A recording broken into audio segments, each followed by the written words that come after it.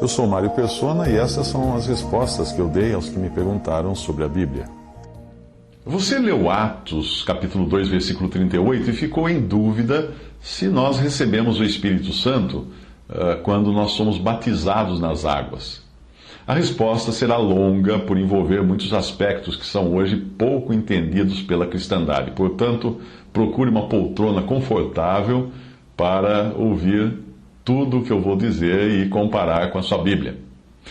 Quando Jesus deu a Pedro as chaves do reino dos céus, ele estava dando a ele não a chave da igreja, como alguns pensam, mas as chaves da esfera neste mundo que reconhece o senhorio e a autoridade do rei, que agora está nos céus, está ausente nos céus, enquanto o seu reino permanece aqui em mistério. Para você entender a questão do batismo, irá precisar entender a diferença entre igreja, casa de Deus, reino dos céus e reino de Deus. Igreja. O que é a igreja? A igreja é o corpo de Cristo, do qual ele é a cabeça no céu. Ela foi formada no dia de Pentecostes, em Atos 2, e ela inclui apenas os verdadeiros salvos que serão levados para o céu no arrebatamento. A igreja é chamada também de casa do Deus vivo, em 1 Timóteo 3,15, no sentido de habitação de Deus entre os que são seus. Como em Hebreus 3,6, que diz: mas Cristo como filho sobre a sua própria casa, a qual casa somos nós. Ao contrário da grande casa, que é a expressão usada em 2 Timóteo, que é construída por homens, a igreja é edificada pelo próprio Senhor, pois ele disse: edificarei a minha igreja, e as portas do inferno não prevalecerão contra ela. A igreja não existia no Antigo Testamento e nem nos Evangelhos. Daí o Senhor ter usado o verbo edificarei no futuro, o verbo edificar no futuro. Edificarei a minha igreja, ele diz isso no Evangelho. A expressão casa de Deus representa a esfera do governo de Deus entre os que são seus neste mundo. E essa esfera pode incluir tanto verdadeiros como falsos. Naquilo que depende de Deus, ela é chamada de casa do Deus vivo, a coluna e firmeza da verdade, de 1 Timóteo 3,15. Mas naquilo que os homens a transformaram, fizeram dela, ela é vista em 2 Timóteo como uma grande casa, onde não somente há vasos de ouro e de prata, mas também de pau e de barro, uns para honra, outros, porém, para desonra. 2 Timóteo 2,20. A expressão reino dos céus representa a forma atual do reino e a esfera neste mundo das pessoas que reconhecem o senhorio e a autoridade do rei que agora está nos céus, está ausente no céu, enquanto o seu reino permanece aqui. Essa esfera inclui joio e trigo.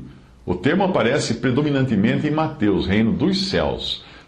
Mateus, porque é o evangelho para os judeus, ele tem um caráter dispensacional. O que é dispensacional? É a maneira como Deus lida com o seu povo ou com o mundo, dependendo das épocas.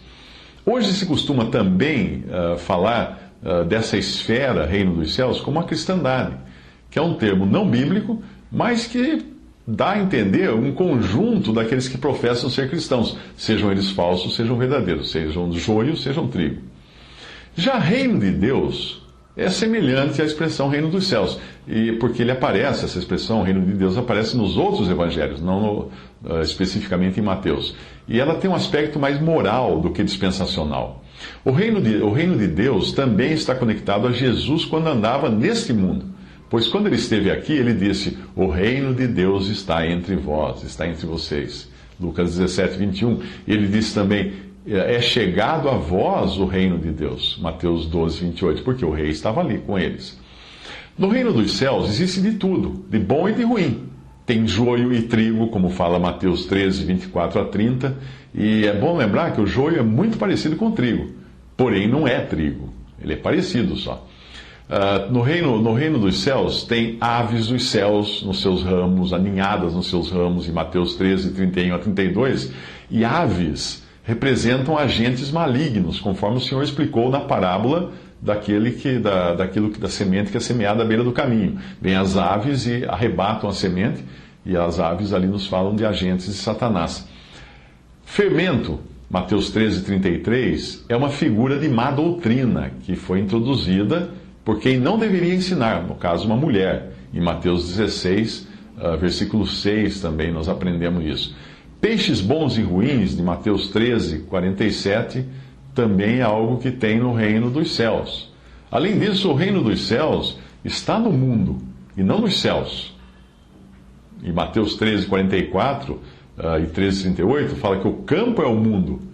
Você não conseguirá entender essas distinções, que são claras na palavra de Deus, se você não entender o que são as dispensações, ou as diferentes maneiras como Deus trata os homens ao longo da história do planeta.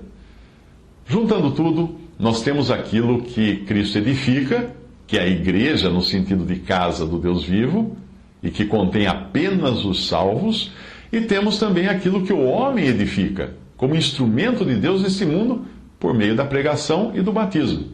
Portanto, existe um círculo maior agora, que inclui todos os que professam o nome de Jesus, e um círculo menor dentro desse, que é o corpo de Cristo, formado apenas pelos salvos. É no círculo maior que você entra pelo batismo. Quando você é batizado, mesmo sendo incrédulo, você entra nesse círculo maior de todos os que reconhecem o senhorio de Cristo.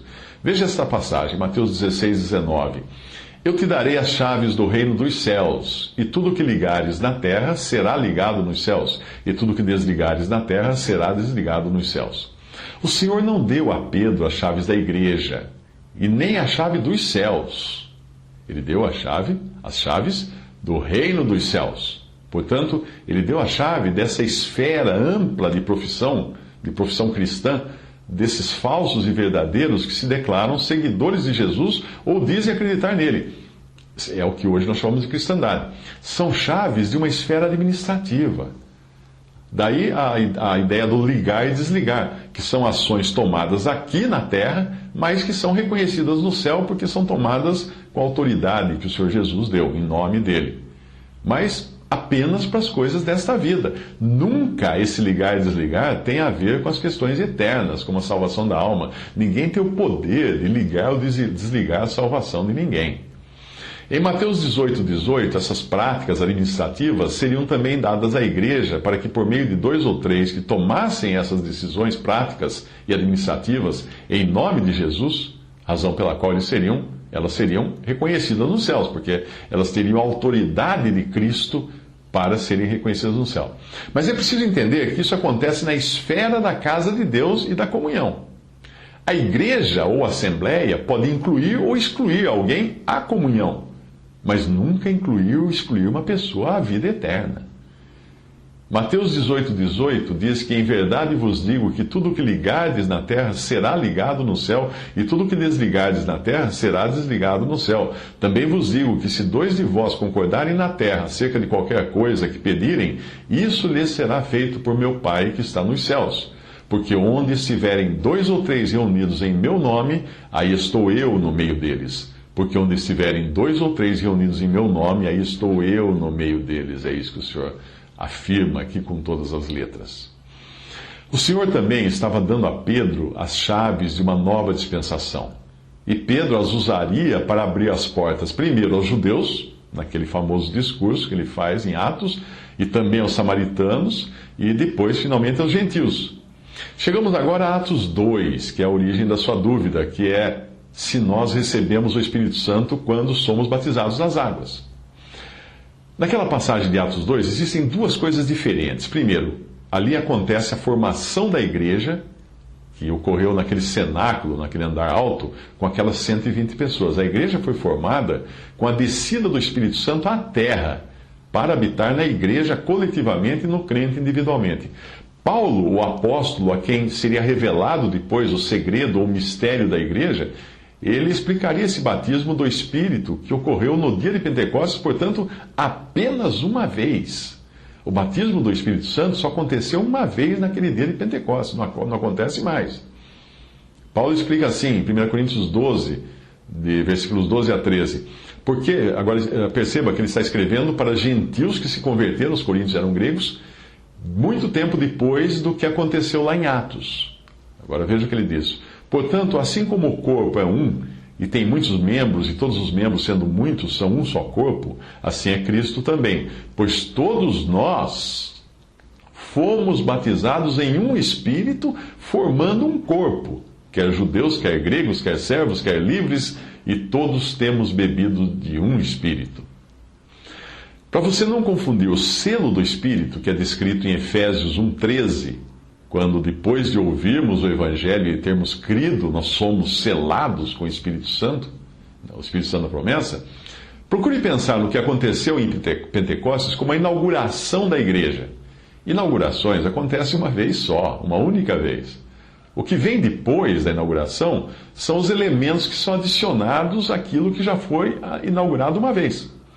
Portanto, voltando ao que eu já disse sobre Atos 2, ali acontece primeiro a inauguração, em Atos 2, a inauguração da igreja, uma obra de Deus e não do homem, e em seguida vem Pedro trabalhando para, por meio da pregação e do batismo nas águas, tipicamente obras humanas, introduzir na esfera do reino dos céus aqueles que professavam crer. Como eram todos judeus nessa passagem, no versículo que você citou, Pedro estava então usando uma das chaves que o Senhor lhe deu para abrir o reino aos judeus. As outras ele usaria mais tarde. É importante notar as diferenças na ordem em que essas pessoas são introduzidas, na ordem em que Pedro usa as diferentes chaves. Primeiro, os judeus. Em Atos 2,38, os judeus são introduzidos seguindo este processo. Veja que interessante. Primeiro, arrependimento. Os judeus eram primariamente culpados da rejeição e morte do seu Messias. Portanto, eles tinham muito de que se arrepender. Em segundo lugar, veio o batismo nas águas para aqueles judeus. Em terceiro lugar, o recebimento ou selo do Espírito Santo. Já em Atos 8, 14 a 17, quando os samaritanos são introduzidos, eles eram gentios convertidos ao judaísmo, gentios convertidos ao judaísmo, eram prosélitos. Eles tinham sido levados para a Terra Prometida para substituir os judeus durante o tempo que os judeus ficaram no exílio. Mas veja que interessante, nesse caso, primeiro vem a fé, o crer. Segundo, o batismo nas águas. Terceiro, o recebimento do Espírito pela oração e imposição de mãos dos apóstolos. Aí, se você vai para Atos 10, 44 e 48, ali são os gentios que são recebidos. E eles não eram judeus, e também não eram samaritanos. A ordem da entrada deles é um pouco diferente. Primeiro, fé, crer. Em segundo lugar, o que acontece com eles? Eles recebem o Espírito Santo. Em terceiro lugar, eles são batizados nas águas. E finalmente nós podemos mencionar também uma classe especial que aparece em Atos, que são os discípulos de João Batista, em Atos 19, de 1 a 7, que era um subgrupo de judeus que foram discípulos de João, que já haviam sido batizados no batismo de João, haviam já se apartado dos judeus e das culpas que os judeus carregavam por terem rejeitado o seu Messias. E no caso desses, primeiro vem a fé. Eles tiveram que crer. Segundo, veio um rebatismo nas águas, porque antes eles tinham sido batizados em João Batista, como os israelitas eram batizados em Moisés. Porque quando você é batizado a alguém. Algumas passagens para você comparar, 1 Coríntios 1,15, 1 Coríntios 10,2, Gálatas 3,27. Então, em primeiro lugar, eles tiveram que crer, esses discípulos de João Batista. Em segundo lugar, foram batizados agora no batismo cristão, batizados a Cristo. E em terceiro lugar, receberam o Espírito Santo pela imposição das mãos dos apóstolos. Veja que estes não são processos para a salvação, porque a salvação vem apenas pela fé em Jesus, mas apenas a ordem em que as coisas aconteceram quando foram usadas as chaves que Deus deu a Pedro, que o Senhor deu a Pedro, para abrir o reino dos céus a judeus e samaritanos e a gentios.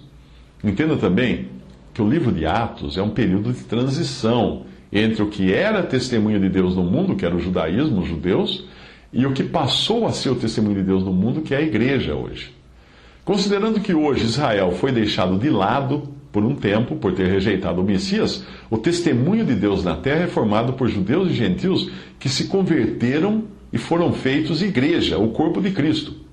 Deus ainda olha para o mundo e enxerga três classes de pessoas. Olha que interessante, 1 Coríntios 10, 32, ele fala judeus, gentios ou gregos e igreja de Deus. Deus olha e vê três classes no mundo. O Evangelho é hoje pregado às nações, aos gentios, e a ordem para hoje está mais no sentido de Atos 10, quando Cornélio e os que o acompanhavam se converteram. Ou seja, primeiro crer, segundo receber o Espírito Santo, terceiro ser batizado nas águas.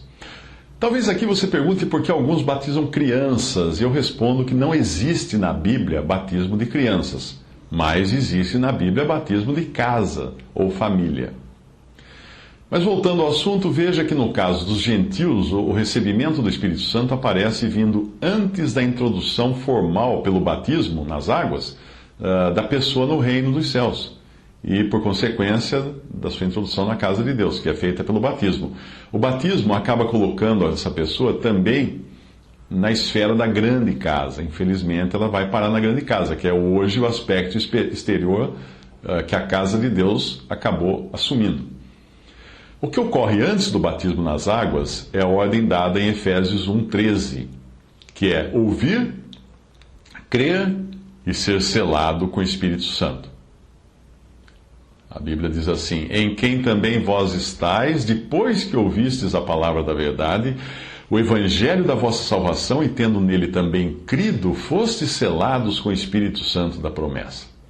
Como o assunto aqui, nesta passagem de Efésios, não é a esfera da profissão cristã, mas sim a introdução no corpo de Cristo, o batismo nas águas não é mencionado. Você já reparou nisso? Em Efésios 1? Ouvir, crer e ser selado com o Espírito Santo é a ordem hoje para a salvação. O Espírito Santo é o penhor da nossa herança, é o que garante que nós seremos levados da terra para o céu. A sua outra dúvida foi: uma pessoa não genuinamente convertida não seria uma pessoa que de fato não se arrependeu e, consequentemente, não nasceu de novo? Como então ela receberia o Espírito Santo e passaria a ser morada de Deus? Você citou Efésios 2,22. Bom, exatamente, uma pessoa que não se converteu genuinamente não é nascida de novo. Na verdade, abre um parênteses aqui, o novo nascimento vem antes até da conversão, embora não possa ser dissociado dela. Mas vamos voltar então. A pessoa que não se converteu genuinamente, não é nascida de novo, ela não pode ter o Espírito Santo e nem pode ser morada de Deus em espírito. Nunca. Em momento algum eu disse que tal pessoa teria o Espírito Santo, mas apenas que o batismo nas águas introduz a pessoa na esfera da profissão cristã, ou seja, ela reconhece da boca para fora que é cristã e se coloca sob a responsabilidade de agir e viver como cristã, mas não está salva, mesmo que tenha sido batizada nas águas. Muitos entendem errado isso e acabam misturando tudo, achando que o batismo introduz a pessoa no corpo de Cristo. Não, de jeito nenhum. Pensam que o batismo dá a ela a salvação eterna, mas nunca. Se o batismo dessa salvação eterna, nós precisaríamos de dois salvadores, é Cristo e a pessoa que batiza. Se faltar um no processo, nós estamos perdidos. Por isso nós somos exortados a manejar ou dividir bem a palavra, como fala 2 Timóteo 2,15. Procura apresentar-te a Deus aprovado como obreiro, que não tem de que se envergonhar, que maneja, ou divide, ou reparte bem a palavra da verdade. Veja o caso de Simão, o mago.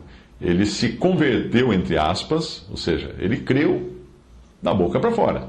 Ele foi batizado, sim, porém não tinha nada a ver com uma salvação genuína. Atos 8, 13 a 24. E creu até o próprio Simão, e sendo batizado, ficou de contínuo com Filipe, e vendo os sinais e as grandes maravilhas que se faziam, estava atônito. Os apóstolos, pois, que estavam em Jerusalém, ouvindo que Samaria recebera a palavra de Deus, enviaram para lá Pedro e João, os quais, tendo descido, oraram por eles, para que recebessem o Espírito Santo, porque sobre nenhum deles tinha ainda descido, mas somente eram batizados em nome do Senhor Jesus. Então lhes impuseram as mãos e receberam o Espírito Santo. E Simão, vendo que pela imposição das mãos dos apóstolos era dado o Espírito Santo, lhes ofereceu dinheiro, dizendo: dai-me também a mim esse poder, para que aquele sobre quem eu puser as mãos receba o Espírito Santo. Mas disse-lhe Pedro: o teu dinheiro seja contigo para a perdição, pois cuidaste que o dom de Deus se alcança por dinheiro. Tu não tens parte nem sorte nesta palavra, porque o teu coração não é reto diante de Deus. Arrepende-te, pois, dessa tua iniquidade, ora a Deus, para que porventura te seja perdoado o pensamento do teu coração, pois vejo que estás em fel de amargura e em laço de iniquidade. Respondendo, porém, Simão disse: orai vós por mim ao Senhor, para que nada do que dissestes venha sobre mim. Simão podia até ser chamado cristão, já que ele creu no sentido de acreditar apenas naquilo que foi pregado. Ele foi batizado, mas ele não recebeu o Espírito Santo. Até mesmo quando Pedro o adverte para que se arrependa, ele parece não se arrepender, porque ele apenas pede aos apóstolos que orem por ele, para que o mal não o atinja. Ele está com medo de alguma desgraça só. Mas ele não se arrepende, ele não crê de verdade. O Simão é o tipo perfeito da pessoa religiosa e supersticiosa que está apenas interessada nas coisas de Deus para receber poder nesta vida ou ser preservada do mal também aqui nesta vida, ou receber prosperidade, ou receber saúde, ou sorte no amor, ou coisa desse tipo. Esses são os muitos Simões, esses magos que estão aí espalhados hoje pela cristandade.